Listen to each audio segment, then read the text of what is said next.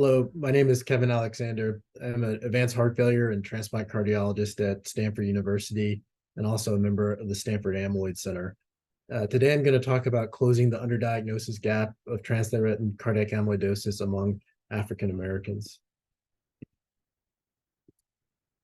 Transthyretin cardiac amyloidosis is caused by breakdown and misfolding of a protein called transthyretin, which is produced by the liver and normally transports thyroid hormone and vitamin A throughout the body. When a normal copy of this protein breaks down, it causes a disease called wild-type transthyretin amyloidosis. And this is often seen in older individuals and predominantly cardiac-only involvement. And it's an important cause of heart failure with preserved ejection fraction. The other subtype of this disease is when there's a point mutation in the transthyretin protein that increases the risk of the protein breaking down and forming amyloid.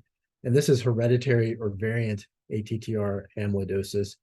And patients with this form of the disease can have cardiomyopathy, neuropathy, or a mixture of those, as well as other extracardiac symptoms. Once thought to be rare, transthyretin cardiac amyloidosis is, I would say, a common rare disease. And what I mean by that is a number of observational studies have suggested that this is more prevalent than previously appreciated. A number of studies have shown that anywhere from 13 to 19% of individuals with heart failure with preserved ejection fraction can have this condition. 1 in 6 patients with low flow, low gradient aortic stenosis have been demonstrated to have this disease.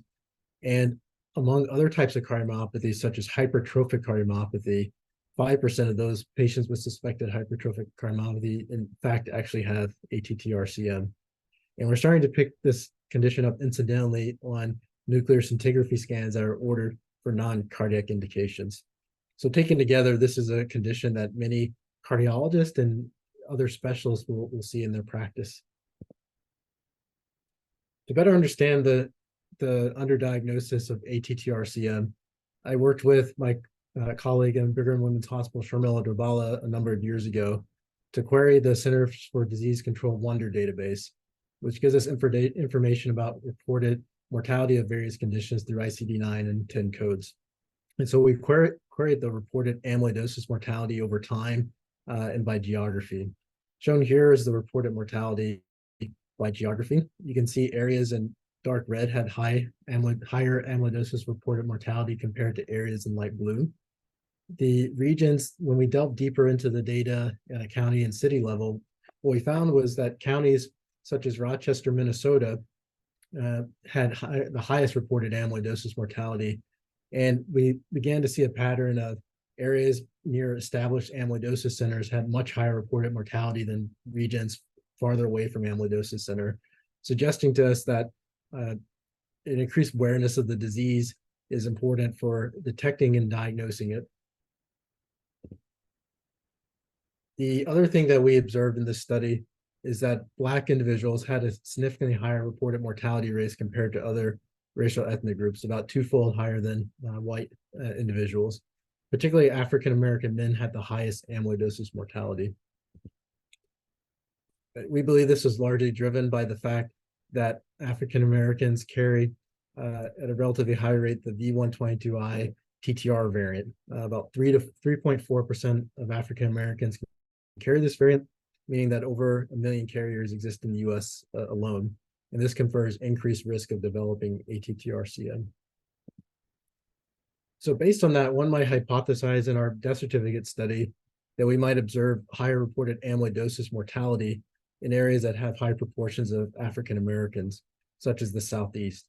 But in fact, we saw the opposite pattern where regions in the Southeast actually had the lowest reported amyloidosis mortality, suggesting that not only is there an underdiagnosis of amyloidosis the farther out from amyloid centers, but in particular, in certain groups such as African Americans, there's a significant underdiagnosis of this condition.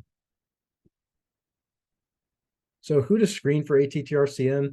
I'm sure you'll hear in other lectures ways to go about diagnosing ATTR-CM. But at a high level, I would say that there's certain groups that should be considered for screening. This is one proposed screening algorithm that came out a few years ago, but there's many other good ones as well.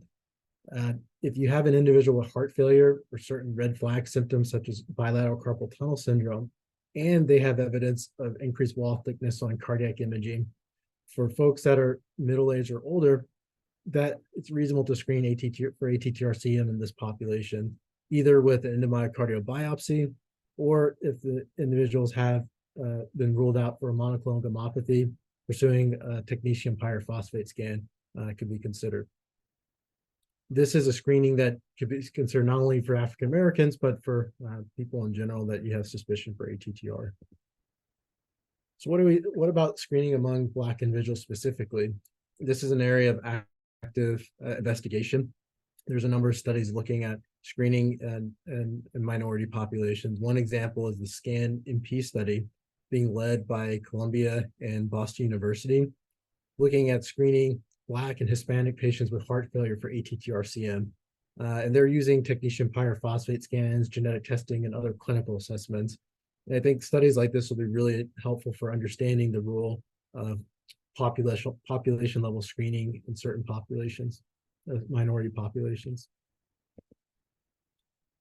So just a quick overview of some groups not to overlook for ATTR-CM. And remember, although this is thought to be a higher predominance of men with ATTR, many women can get ATTR as well. And I think this has often been overlooked in the past. This is a study from Columbia looking at their V122I population. And you can see the proportion of women diagnosed with ATTR-CM increased over the longitudinal cohorts, suggesting probably there's probably under detection of this disease among women, and hopefully we're catching up with that gap. This is a hereditary ATTR. Remember, variant ATTR is hereditary. It has an autosomal dominant inheritance pattern, meaning that an affected individual has a 50-50 chance of passing the same variant to offspring.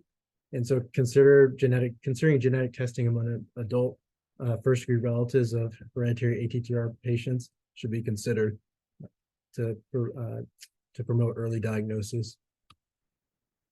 And also remember that many patients with ATTR-CM may have concomitant conditions such as hypertension, which can give patterns of left ventricular hypertrophy on cardiac imaging. And if one suspects amyloid, the further testing should be pursued even if someone has concomitant hypertension, because it's certainly possible that a patient could have hypertrophy from both hypertension and ATTR. And so don't let other common comorbid conditions potentially dissuade you from pursuing further testing if indicated. So in summary, ATTR-CM is underdiagnosed, particularly among Black individuals. Increased awareness and appropriate screening are important for closing the underdiagnosis gap. And remember not to overlook certain patient subpopulations that are at risk for this disease. Thank you for your attention.